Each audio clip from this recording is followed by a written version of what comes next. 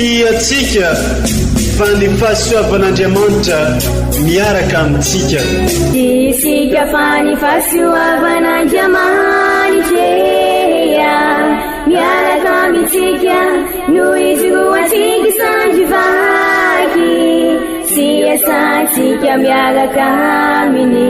Ny fianakaviana no taniketsa ipoiran'ny vocation. Déploie ton cœur et viens nous sauver. Délivre-nous de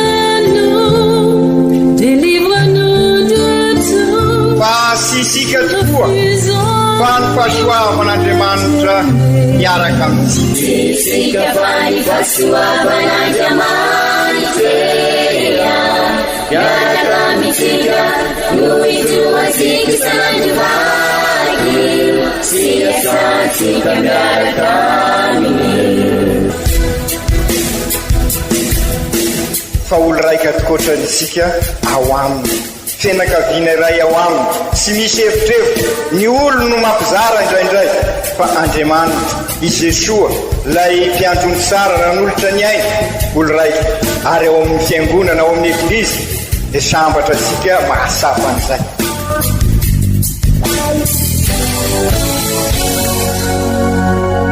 Olo araiky atsika atambatry ny fanahy masina kamiray, olo araiky ao amin'ny Kristy.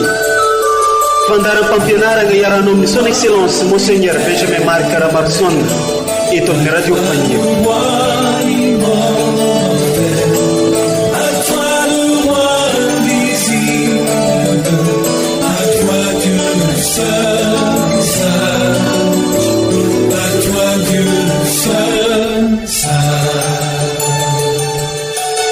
Faly manambola tsara antsika jiaby magnaraka manjoy atrano ity onjam-pemo amintsika ity. Soa antsika rehetra izay magnaraka ny fampianarana ndraiky toroteny hoentiny ray aman-drentsika son excellence Monseigneur Archevêque amin'izao aladiny Pentecote izao. Ampian'ny fampianaran'ny fahendrena nalaigny tao amin'ny toko voalohany atsika izay lazaigny mba ahafahantsika magnamasigny tegnantsika sy ho an'ny hafa, ary ny fahendrena dia milaza hoe manerana n'izao tontolo izao ny fanahin'ny tompo ao amin'ny avokoa ny zavatra rehetra ary hainy daholo ny karazam-pitenenana. Alleluia. Omeny ny hevitra lehibe tsika ndesintsika miaina dia ny hoe mpankahary sy mpanazava ary mpampiavana ny fagnahy masina. Kay manasa anao ampitiavana, ampinoana ary amin'ny fanantenana, fa indrindra isaoranay ianareo izay magnaraka tsy tapaka ity onjam-peo ity. Manasa anao ampitiavana, ampagnajagna. Ieno izany ampinoana ary amin'ny fanantenana.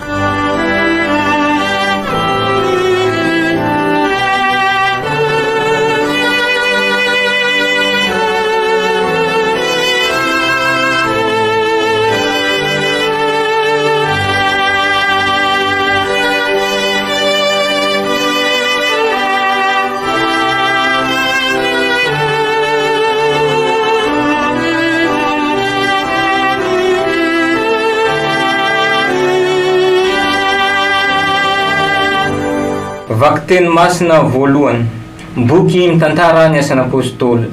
Noho ny tonga ny any Pentecote dia tafavory tao amin'ny trano anankiray ny apôstôly rehetra, ary tampoka injay nisy feo avy any an-danitra toy ny rivotra ny fofofofo mafy ka nahenika ny tranony toerany. Sady nisy lela maro mitarihina afo niseho taminy sy ny zarazara nipetraka teo amboniny tsirairay avy, ka samy fenon'ny fanahy masina izy rehetra sy niteny tamin'ny fiteny maro samihafa araka ny nampiteneny ny fanahy masina azy avy. Ary nisy jody mpivaboka tsara nitoetra tao Jerosalema avy tamin'ny firenena rehetra ambanin'ny lanitra. Noho ny nahare zany izy ireo dia nidodidody marobe ka very hevitra izay tsy izy, fa samy nandre azy ireo niteny ny fiteniny avy izy rehetra. Gaga sy talanjona izy ireo ka vaky nanao hoe endre tsy avy any Galilea daholo va izy miteny reo? Ka nahoana ary ity isika no samy mandre azy miteny ny fitenin-drazantsika avy? Dia ny Parta, ny Meda, ny Elamita sy ny mponina any Mesopotamia, Jodea, Kapadosa, Ponto, Azia, Frigia, Pamfilia, Ezipta, ary ny any Libia akaikin'ny Sirena, sy ny vahiny avy any Roma, na Jody, na Prosilita, ary ny any Kreta sy ny Arabo. Dia ahoana no samy mandre azy ireo milaza amin'ny fitenidrazantsika avy ny zava-mahagaga ataon'Andriamanitra antsika izy ireo, izany ary ny tenin'ny Tompo isaorany Andriamanitra.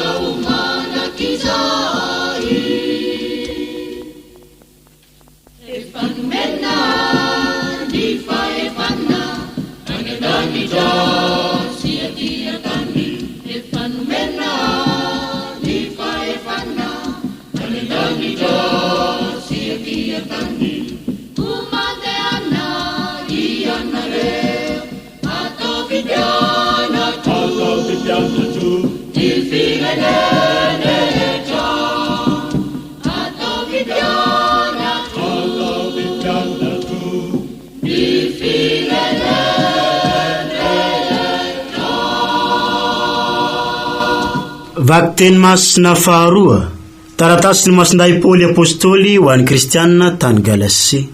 Ry kristianina havana, izao no lazaiko, mandehana ara-pagnahy dia tsy hanatanteraka ny filany nofo ianareo.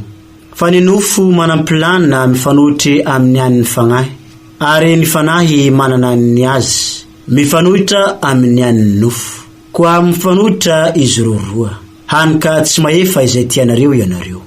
Raha tariny fanahy nefa ianareo dia tsy mba ambaniny lalàna intsony, ary miariary ny asan'ny nofo dia fijangajangana, fahalotona, fijejojoana, fanompoantsampy, fanaovana ody mahery, fifankahalana, fifandirana, fialonana, fahatezerana, adilahy, fifampiandaniana, fitokoana, fitsiriritana, famonoana olona, fimamoana, filerana sy ny zavatra toy izany. Ary lazaiko anareo raha teo, ary kanefa nolazaiko fahiny koa, fa izay manao izany dia tsy mba handova ny fanjakan'Andriamanitra. Ny vokatry ny fanahy kosa dia izao: fitiavana, fifaliana, fiadanam-po, faharim-po, hamoram-panahy, hazavampo, tsy fivadiana, fahalemem-panahy, fahalalana onine, tsy misy izay lalàna mikasika anareo. Izay an'i Kristy Jesosy dia efa namantsika ny nofony mba amin'ny faniriana amam-pilanratsy ny tamin'ny azo fijaliana. Velona amin'ny fanahy isika ka oka andeha amin'ny fanahy. Fa aza teo deraina foana amin'izay fampilana kisa amam-pialonana. Izany ary ny tenin'ny Tompo, hisaorana ny Andriamanitra.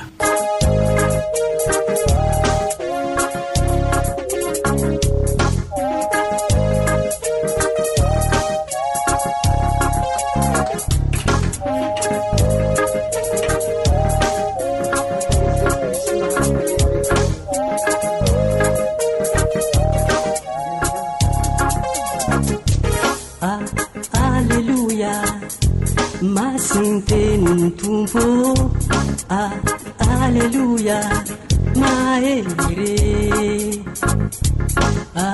alleluia, masintenin tumpo, masnye, maere,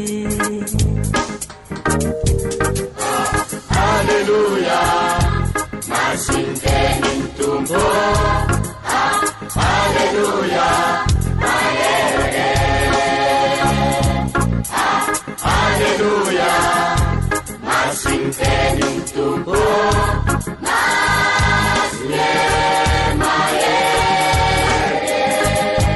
Ombatsika menaka vianeny Tompo, ho tanteraka tokoa ne iza. Vava mafaly de Jesosy Kristy Tompotsika, araka ny soratany masindajoany, voninahitra ny ho anao ry Tompo. Ao amin'ny toko 5:10. Tamin'ny zany andro zany, i Jesoa nilaza tamin'ny mpianany hoe: rehefa tonga ny mpagnafaka alahelo izay irako aminareo avy amin'ny ray, dia izy no agnambara ahy. Ary ianareo koa agnambara, satria teo amiko hatramin'ny voalohany ianareo.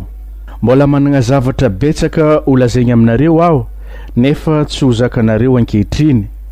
Fa rehefa tonga ny fanahy fahamarinana, dia izy no hitaridalana anareo amin'ny marigny rehetra, satria tsy hiteny ho azy izy, fa izay rehetra ho reniny no lazainy, ary ny zavatra ho avy no ambarany aminareo.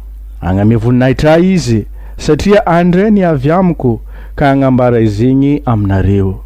Ay izay rehetra anagnandraiko, ka izegny no nagnanaovako hoe andray ny avy amiko izy ka agnambara izegny aminareo. Rehefa afaka kelikely dia tsy ahita intsony ianareo, ary rehefa afaka kelikely ndray dia ahita ianareo, satria mankagny amin'ny ray aho.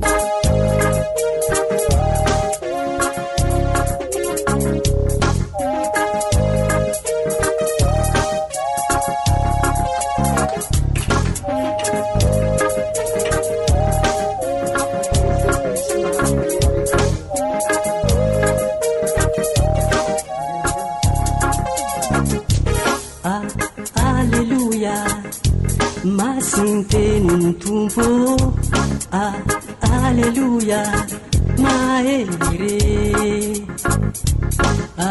alleluia, masintenin tumpo, masnye, maere, alleluia, masintenin tumpo. tumbo. Haleluya, haleluya, masinteni tumbo.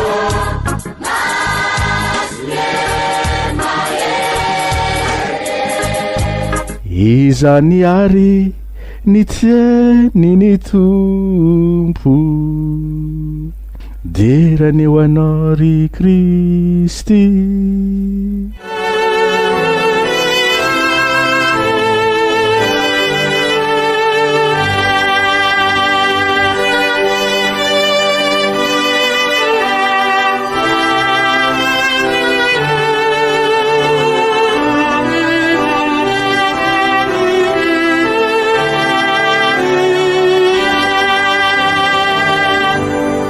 Ry kristianina ava malala 10 andro lasa zay no nankalaza ny paka isika mianakavy, isika oraika ziaby, isika EOV paka zay fandalovana amin'ny rasy miaraka amin'ny Kristy. Ka raha miara-maty amin'ny Kristy amin'ny rasy sika dia ny fahotana zany dia indrindra ity krizy maro lafy demony zay tena manapotika ny fiainantsika ity ka mahavery fanahisika mbola velona dia hiaraka hisangana aminy. Ka sy io krizy io no hanana farateny sy ny fahafatesana ny farateny fa hitasika sy nankalaza isika tamin'izay paka zay, ary ny raha sika namakivaky nandritra ny 10 andro iny zay nanasongadasika ireny toetra mampiavaka ny Kristy ka tokony hivelomatsika ka ahatonga sika vita batemy hivelona ny maha-kristianina sika. Ka fantatra tsikary fa izy Jesosy Kristy tokoa no alfa sy omega, ka izy no farateny satria nandresy izy. Ka raha miara-maty amin'ny Kristy sika dia hiara hisangana aminy koa, hiaraka andresy ny rasy ka miditra amin'ny fiainam-baovao mahazanaka Andriamanitra sika, ka miova amin'izay ny fifandraisana na amin'ny fifandraisana amin'ny zavaboary na ny fifandraisana amin'ny tsika samysika na ny fifandraisana amin'Andriamanitra. Namakivaky izany 10 andro zany tsika ka tonga amin'izao fankalazana ny Pentecote zao, ary miomana akaiky dia akaiky ankalaza ny congrès eucharistique anehoantsika an'izay rehetra zay, anehoantsika ny finoansika ary arahasika miara-dalana amin'ny Jesosy, mamakivaky ny fiainana anorina fihavanana, ilay fihavanana anasitrana an'izao tontolo izao. Ary amin'izao Pentecote zao koa any Antala dia miombona amin'ireo voatokana isika satria natokana izy ireo ihany koa iombonana izao Pentecote zao tahaka ny niombonan'ireo apôstôly tao amin'ny Cénacle, niara-ny vavaka, niaraka ny fampidinika, ka rehefa nidina ny fanahy masina dia niroso amin'ny lalindalina koa amin'ny fizoroana ho vavolombelona, ka manantena ary sika ary mivavaka ho azy ireo, mivavaka ho an'ny voatokana rehetra eto amin'ny diosesika mivory any Antala mba samy hoeniky ny fanahy masina tokoa ka ho apôstôly ny fitiavana arak'ilay vavaka ataosika amin'ny vavaka ho an'ny fiantson'Andriamanitra. Ny Pentecote tokoa dia midika hoe 10 andro, ka 10 andro taorian'ny tsanganan'i Kristy tamin'ny maty ka nidinan'ny fanahy masina tamin'ny apôstôly no ankalazaisika zao. Ary fantatra sika fa ireo apôstôly niara-ny vory tamin'ny masiny Maria tao amin'ny Cénacle dia apôstôly navoso, natahotra, ka azo lazaina fa tahaka sika miatrika n'izao zavatra iainansika izao dia very fanahy mbola velona koa izy ireo, very fanantenana kivy tanteraka miatrika ny fiainana. Ka izay indrindra aokary aorarotsika zao fiomanana akaiky dakaiky amin'ny congrès eucharistique izao mba ho Cénacle ho asika tokoa, ka hiaraka hivavaka amin'ny masiny Maria sika, volany masiny Maria raha teo izao volana May izao, ka ahafahasika miombona bebe koa ka azahoasika n'izay fanahy masina mpankahary izay, ka miandrandra ny fidinany tokoa isika. Ary araky ny averimberisika dia sy misy ny kisendrasendra fa satria izao taona 2024 izao no natokan'ny papa ho taonany fivavahana ka anomanana ny taona jobily ny 2025 izay jobily ankalazasika ny faharoa arivo taona ny famonjenantsika ka ho feno fanantenantsika, ka izay no natonga ny papa ny safidy ny lohevitra anentana antsika amin'izay jobily zay hoe ny mpivahiny ny fanantenana. Ary zay koa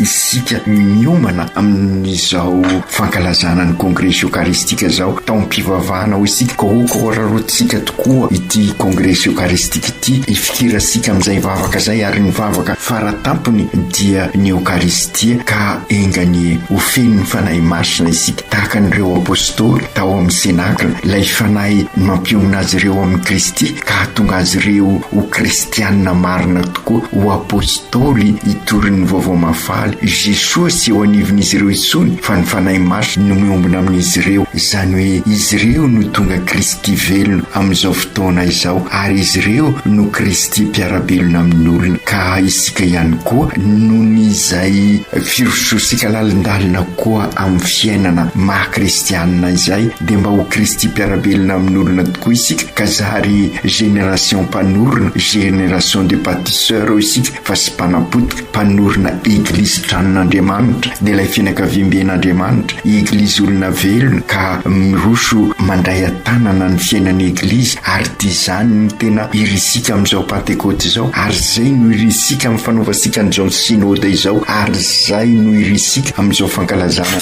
ny congrès eucharistique izao. Ny fidinan'ny fanahy masina no nahatonga an'ireo apôstôly sy natahotra isono isika ary nyroso amin'ny lalindalina koa ka nahatonga azy ireo ahazo aim-baovao ka nanao départ vaovao. Ka ny fidinan'ny fanahy masina koa ny ho antsika anaovasika nouveau départ vaovao tahaka ireo apôstôly azo razaina ary fa tena changement radical de comportement ny vokatry ny asan'ny fanahy masina tamin'ireo apôstôly ary dia izay koa no antenaisika ho vokatry n'izao congrès eucharistique izao ary zay no antenaisika ihany koa amin'izao synode izao ary irososika amin'izay zobilny 2025 zay ka tonga asika ho mpivahiny ho feno fanantenana ka ho saizoro ho vavolombelona tokoa isika eo amin'ny fiainantsika manontolo amin'ny ataosika rehetrarehetra ka maniry ary maniry tokoa raha misy firarisoa amin'izao fankalazana ny Pentecote zao dia mo Pentecote vaovao ansika tokoa ny izay ny fankalazana ny congrès eucharistique ka irososika milalindalina koa izany hoe maniry isika ilay afo nandoro ny rasy rehetra tao amin'ny apôstôly mba handoro antikristy andoro asika ka irososika amin'izay fiainam-baovao zay sy afenina fa izao Pentecote zao no ao anatin'ny crise zao ary tena mafy tokoa ity Pentecote 2024 ity ka engany ho anana herim-po ilaina isika entan'ny fanahy masina ka ahafahasika mizoro ho vavolombelona tahaka ireo apôstôly ka noho izany ry kristianina ava-malala toizasika ny vavaka totoafo miaraka amin'ny Masiny Maria fa indrindra moa amin'izao volana May izao isika satria sy amelantsika ilay reny i Masiny Maria tahaka ny sy namelany an'ireo apôstôly ka nerany tamin'izy ireo tao amin'ny senakla. Fantasika fa ankoatran'ilay afo mandoro ny rasy sy izay manimba dia ao koa ilay afo mampiombona mampiray ka hita zany tamin'ireo apôstôly izay maro sampasampana araka ny lazaisika ka niombona izy ireo ka zary fianakaviam-ben'Andriamanitra sy izy ireo ihany fa ny manodidina azy ary zay no resika amin'ny vakiteny voalohany ka zary miteraka teo ny église fianakaviam-ben'Andriamanitra ilay fianakavian-janahary Fratelli tutti in papa olo raika ho isika ka ny fanahy masina tokoa no lay afo mpampiavana mandoro zay mety mampisarasaraka asika manasitrana ny aretin'izao tontolo izao ka mitondra asika ho piray tampo mifampisimbona mifanasoa. Ry kristianina ava-malala maniry tokoa ary sika fa izao fankalazana ny Pentecote izao hitondra asika amin'ny Pentecote vaovao anampy asika iombona bebe koa iray tanteraka ka zary olo raika vonina anorina église tranon'Andriamanitra sy église olona velona ka ho église olona velona sy mikombona nefa sanatria fa église olona velona missionnaire vita batemy ka iraina zary tabernacle velona. Ry kristianina ava-malala niarany vavaka ireo apôstôly niandry nidina ny fanahy masina niaraka tamin'ny Masiny Maria sy tamin'ireo vehivavy masina tao amin'ny senakla. Enisika mivaky teny voalohany fa ireo izay natahotra taloha dia feno ny fanahy masina, ilay fanahy mpankahiri, ilay fanahy mpanazava, ilay fanahy mampiombona, ilay fanahy mpampiavaka ka ny mandroso ny velona n'izay maheraka Kristy azy izay. Ny zoro nanambara izy ireo fa i Kristy ny lalam-pamonjena satria izy ny lalana sy fahamarinana ary fiainana. Ao aminy sy miaraka aminy ary amin'ny alalany no ahafahantsika manorina ny fiainana mahazanak'Andriamanitra azahoantsika ny hafaliana lavorary. Ny fanahy masina ry kristianina havana no mahatonga sika hitoetra ao amin'ny Kristy, ka raha mitoetra ao amin'ny Kristy sika sy hitoeran'ny Kristy dia mokatra be ka ho feno fahafaliana. Izany no vokatra ndraindraisika amin'izao Pentekoty izao izay mitondra antsika amin'ny kongresy eukaristika, ka izay koa ny vokatra andraindraisika avy amin'izay fankalazana ataosika izay. Tiako ihany koa ry kristianina havana ny manipoka fa rehefa niara-ny vavaka ireo apôstôly niaraka tamin'ny Masin'i Maria dia miova ny fiainan'izy ireo, ka izay koa ilay fiaraha-mivavaka sy fiombona, ilay fiarahan-dia amin'izao synode izao no oka hoentisika manomana ny kongresy, ka zary ho senakla velona ho asika io kongresy eukaristika io, ho senakla velona ho an'ny Madagasikara, ka miara-mivavaka eo sika ary fantatra sika fa ny eukaristia rahateo no vavaka faratampony, ka ahafahasika mandray ny fanahy masina ka ahatonga sika ho vavolombelona izoro eo amin'ny fiainansika. Manaraka izany sara ihany koa ny mampisongadina fa fankalazana ny fahaterahan'ny Eglizy ny Pentekoty, ny Eglizy fianakaviam-ben'Andriamanitra mampiombona antsika, ka io Eglizy miombona io sy hoe mikombona fa Eglizy iraina itorony vaovao mahafaly ahafohy ny fiainana tahaka ny Jesosy, anompo ny vahoaka, anasoa fa anompo fa sy hotopoina ary ikasaka mandrakariva izay ahasoa ny hafa ary ikasaka izay mahasoa ny tontolo iainana mba ahitana an'izay fivelarana maha olona manontolo sy ny olon-drehetra izay. Ka izay indrindra ry kristianina hava malala hodiniantsika vetivety ny asan'ireo fanahy masina eo amin'ny fiainantsika mba hahatonga sika arak'izay voalaza zay hoe ove missionnaire tabernakla velona ho Kristy mpiarabelona amin'olona. Noho ny fanahy masina tokoa dia zary olom-baovao isika zanak'Andriamanitra, ka miova tokoa nylay fifandraisana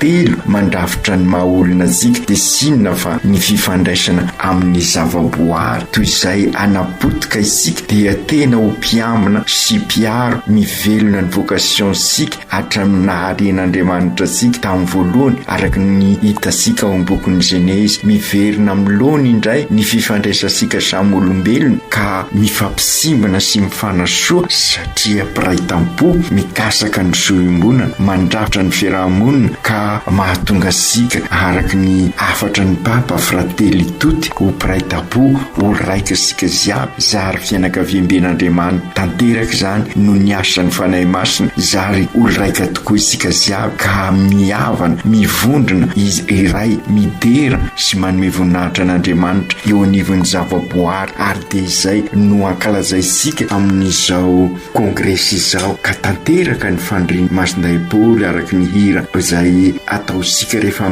matetika amin'ny sabosy masina ny voary manontolo dia samy miandry fatratra ilay andro anehoan'Andriamanitra ny voninahitra natokany ho an'ny zanany rehetra. Izany no mahatonga sika milaza fa faharena vaovao tokoa no entin'ny Pentekoty, ary dia izay koa ho irisika iainantsika amin'izao kongresy eukaristika izao. Voafitina ao amin'ny teny fanevany kenina rahateo zany zavatra lazaisika zany, fihavanana anasitrana an'izao tontolo izao. Mpiray tampo ianareo rehetra mifampisimina, mifanasoa, miara-mikasaka ny soaminy iombonana, mifaningitra tokoa araka ny averimberitsika ny kenina sy ny synode faafito fa indrindra ny fizanonana fahatelo. Feno ny fanahy masina izy ireo ka nijoro vavolombelona hoy ny vaky teny voalohany vondrenesika teo. Izany no asan'ny fanahy masina manampy asika sy avozo sy ataotra ry kristianina havana. fahafinaretana. Mila vahavolombelona zao andro iainantsika izao. Maro ny zavatra mikorosofahana, ny zavatra rasy aza matetika everin'ny maro fa normal, ny lainga ny vitapitaka everinao normal, ny risoriso misy manao izany no everina sy normal. Mifanohitra amin'izany atao hoe normal. Normal ho isika dia izay manaraka ny norme, izany hoe manaraka ny fenitra, ka ny fenitra dia ny mahaolona fa sy sanatria mampikorosofahana isika. Marina indrisy ity Kristy dia nampitombo sy mampikorosofahana ny fiainantsika ka aokary ararotsika izao fotoana iomanasika amin'ny kongresy izao mba anarenantsika ny fiainantsika mba ho fiainana zanak'Andriamanitra. Hoy indrindra ny Papa raha tamin'ireny fotoanan'ny krizy ny Covid ireny sy Jesosy no matory ao amin'ny sambo fa ny finoana no nampatoriana ka sy mahita ny vokatry ny fanavotan'i Jesosy isika. Ka izay indrindra tratry ny rendrarendrany zao tontolo zao sika matetika ka nanjary natory ao amin'ny finoana ka aoka izao fotoana fohy de fohy iomanantsika amin'ny kongresy izao mba iezasika ka nahitaitra ny finoantsika ka rehetra ny fosika tahaka ny fon'ireo mpianatra tany amin'ny lalany Emaosy. Ka izay indrindra ry kristianina havana raha manaiky andray ny fanahy masina isika dia ny fanahy masina anampy isika aiova araka ny voalazasika ka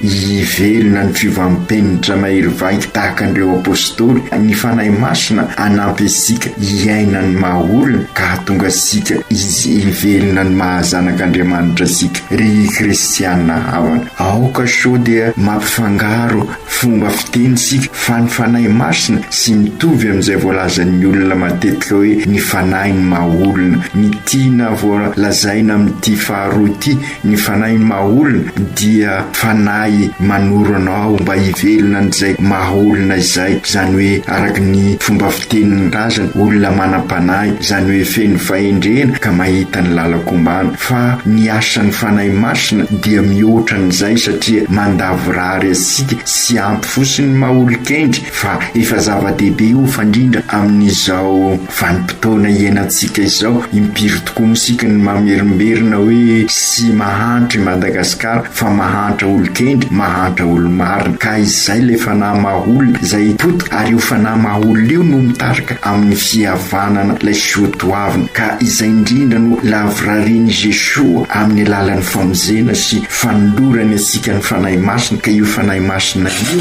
no mandavorary ny mahaolona asika, mandavorary ny fihavanana. Ka lay fihavanana sady kristianina no malagasy no ambaran'ilay olona feno dia sy izay olona feno io fa i Jesosy. Ry kristianina havana manavao asika zany ny fanahy masina sy hoe mamelona ireo soatoavina fosiny fa no ny asan'ny fanahy masina dia olom-baovao isika vokatry ny fisanganan'i Kristy. Ka izay indrindra no antenaisika vokatry n'izao Pentekoty izao ka ho feno ny fanahy masina isika ka iraina ho misionera ka anorina n'izay fihavanana sady kristianina no malagasy. Ka io fihavanana sady kristianina no malagasy io no anasitrana an'izao tontolo izao marary. Sitranin'i Jesosy zany ny fihavanana dia lay fihavanana sitrana no maniraka asika anasitrana an'izao tontolo izao izay mikorosofahana lay tranobe iombona. Ka amin'izay iorina indray ny fifandraisana telo ny lazaisika teo dia ny fifandraisana amin'ny zavaboary, ny fifandraisana samy olombelona, ny fifandraisana amin'ny Andriamanitra. No ny asan'ny fanahy masina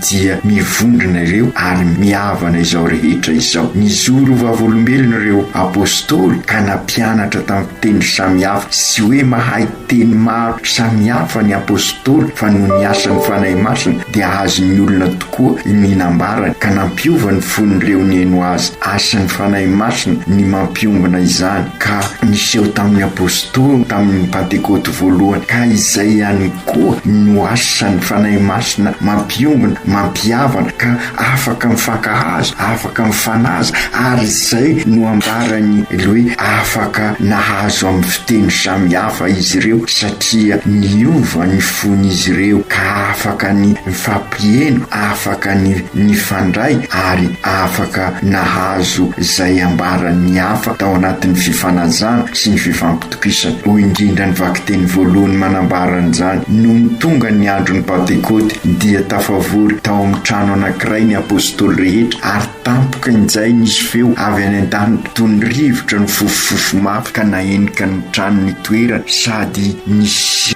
lela maro ny tarena hafa niseho tamin'izy ireo sy ny zarazara nipetraka teo ambonin'ny tsirairay avy, ka samy feno ny fanahy masina izy rehetra ary ndeny tamin'ny fiteny maro samihafa araky nampitenen'ny fanahy masina azy avy. Arak'izay teoka hospisika eto fa hoe araky nampitenen'ny fanahy masina, izany hoe ny fanahy masina no mamolavola ao amintsika ao, izy no mamolavola ny fihavanana ka amin'izay mampiombona antsika, ary izay fihavanana izay no anasitrana an'izao tontolo izao. Gaga ireo izay nieno azy ireo satria nieny tamin'ny fitenin-drazany avy, na de Galileana aza izy ireo, sy hoe i Piera nahay ny tenin'izy ireo, fa no ny asan'ny fanahy masina dia nazava tamin'ireo mpieno ny tenin'ny Piera. Ny fanahy masina dia mamiteny amin'ny teny samihafa, raha ny tena marina ny fanahy masina mampiomana, mampiavana, ka amin'izay afaka mifandray sara. Tanteraka eto ilay nofinofiny tilikambon'ny Babel ka nifankahazo ny resaka sy ny fiteny, ka tanteraka ny fihavanana, ary izay ilay fihavanana sady kristianina no malagasy. Maninona no sy afaka mihaino ny hafa isika satria rakotry ny fitiavatena ny fiainansika, rakotry ny avinavina ny fifandraisasika, rakotry ny fialonana ny fiainansika andavanandro. Ka izay indrindra na de maro aza ny écouteur araka ny filazasika matetika amin'izao andro iainasika zao dia sy afaka mifampiaino isika fa miaino ny tenansika ka mikombona isika. Izay ny tilikambon'ny Babel na de natao ambonim-be azy dia mikombona, fa ny fanahy masina kosa dia mampiray, mampiombona fa sy mikombona, ka manorina fiainana mahazanak'Andriamanitra. Ary izay nilay afatra nataon'i Jesosy tany amin'ny tendrombohitra raha niova tare izy. Ny afatra ny Andriamanitra moa ny marimarina koa araky nanaovasika ny mot de passe izay napetraka asika tamin'izay hoe HENOY espace IZY, ka raha mifampieno tokoa isika, raha mieno ny tenin'Andriamanitra dia manorina an'izay fihavanana sady kristianina no malagasy izay, ka manorina ny tranobe iombonana isika dia ny fianakaviam-ben'Andriamanitra, ka miverina ao anatin'ny fiadanana araky ny naharen'Andriamanitra sikisika. Ary izay ny vokatry ny Pentekoty ary ny fanahy masina ry kristianina havana dia ankaheresika ka ahafahasika mandalina bebe koa ny fiainansika ary manafaka ny alahelo. Raha misy zavatra mamatipatotra sika dia entan'ny fanahy masina isika, ka anana ireo fanomezana fito araky ny resika rehefa mankalaza ny sakramentany fankahirezana isika, anampy isika hiatrika ny fiainana ireo fanomezany fanahy masina ireo, ka ahafahatsika mandresy an'izao krizy maro lafy izao sy afenina fa mitady raviravin-tanana isika, satria tena mafy ny manjo marina tokoa izany. Ary mino aho fa ren'Andriamanitra izao hika ataosika zao, ka matokan'Andriamanitra isika sy avelany isika irery ny fanahy masina anazava ny fiainansika tokoa, ka hitarika sika amin'ny marina rehetra izay sy iza fa i Kristy io marina io, satria izy lay sy miova omaly anio ary mandrakizay. Raha mandinika izany rehetra izany isika dia masiaro fa tena rariny sy isiny, ary mahavoza isika tokoa ny fankalazana ny Ken 2024 amin'izao taonany vavaka manomana antsika amin'ny jobily ny famozena, ka ny teny faneva manentana antsika dia ny hoe mpivahiny ny fanantenana. Vanim-potoana mitaky fanantenana tokoa izao androsika izao, izay nanomezany ka ahatonga asika ivelona tokoa ny mahazanak'Andriamanitra asika. Aokary azava ny fiainantsika fa fotoana lehibe ho asika tokoa izao fankalazasika ny Pentekoty izao, ary araky naverimberisika dia aoka sy diso ady atreny isika rehefa miatrika an'izao fiainana izao, fa ny ady dia ny anapotika asika dia ireo voalaza matetika dia ny rasy, ka aoka ny ady amin'ny rasy ny ataosika ary dia kosa amin'ny sara. Ry kristianina havana, sara ho sakosakoina ny vokatry ny asan'ny fanahy masina ny dinisika teo, ka aingany mbo avoziny tokoa isika isika ka araky ny afatry masindapoly ao amin'ny vakiteny faharoa anana n'ilay fifaliana maharitra sy lavorary isika lay afaliana sy maharitra sy ravorary mitondra amin'ny tena fiadana. Ny vokatry ny rasy kosa dia fantatra sika fa ireny efa naverimberisika matetika manapotika sika eo amin'ny fiainansika dia aoka ioresesika ireo fa hiezaka kosa sika ampanjaka ny fihavanana, lay fihavanana sady kristianina no malagasy. Ry kristianina ava-malala, raha tia sika ny andova ny fanjakan'ny lanitra sy mpanorina marina ary oeove marina dia araky ny afatry masindapoly ny vokatry ny fanahy masina dia isika mifankatia ary izay fifankatiavana zay no mitondra sika amin'ny tena afaliana ary lay afaliana vokatry ny fiadanana ao amin'ny sikao ka ny fanahy masina no mandrosaka an'izany ao amin'ny sikao ka ahafahasika manorina an'izay fiainana vaovao ao amin'ny Kristy zay ka hitondra sika amin'ny tena fivampenitra mahery vaika ka ananatsika ny mahazanak'Andriamanitra sika. Ry Jesosy zokinay io misaotranao izahay fa nomenao ny fanahy masina, nomenao ny fanahinao zay manentana ny fiainanay andavanandro ka sy izahay sony novelona fa ianao novelona ato aminay ka zary Kristy mpiarabelona amin'olona izahay, zary ove missionnaire tabernakla velona avozy amin'ny fanahinao isanandro ary zahay amin'izay dia ivondronanay izay ka ivelomanay ny fihavanana ka zary ho fianakaviana raika ao aminao izahay ho tanànaka mpanorina ka sy atahotra izahay fa iroso amin'ny lalindalina trany ampirehitra ao aminay lay fitiavana amin'ny rehetrehitra atao amin'ny apôstôly rehefa nidina ny fanahy masina izy ireo. Koa izany engany ahatonganay koa tena vavolombelona tahaka an'ireo olo sambatra Lucien Boutvasoa, olo sambatra Victoire Somanarivo, mila vavolombelona tokoa izao andro iainanay izao ka engany irehetrehitra amponay tokoa ny fitiavanao ka ho mpampiavana ho mpanorina ny tranombe iombonana izahay. Masiny Maria reninay io reny mpiaro ny Madagasikara ianao, fantatrao ny manjoanay ary matoky izahay fa mitsimbina anay hatrany ianao ko toy ny nataonao tany Kanany Galile dia ho tafaverina tsy hoela eto voanay ny hafalianao mba hampiadana. Masinday Josefa ray mpiaro ny eglizy eran-tany io mivavaha mba ho maro ny baba mahafoy sy manompo na eo anivonivon'ny fianakaviana eglizy kely na eo anivon'ny fiarahamonina fa indrindra eto anivon'ny firenenay izay mandalo fotoana sarotra tokoa ankehitriny. Aoko tanteraka izany amin'ny anaran'ny Ray sy ny Zanaka sy ny Fanahy Masina. Amen.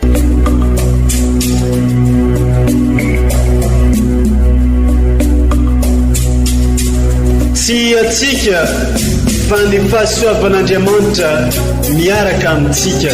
Isika fa ny fahasoavan'Andriamanitra miaraka amintsika noho izy roa tsika sandrivaky sy asantsika miaraka aminy.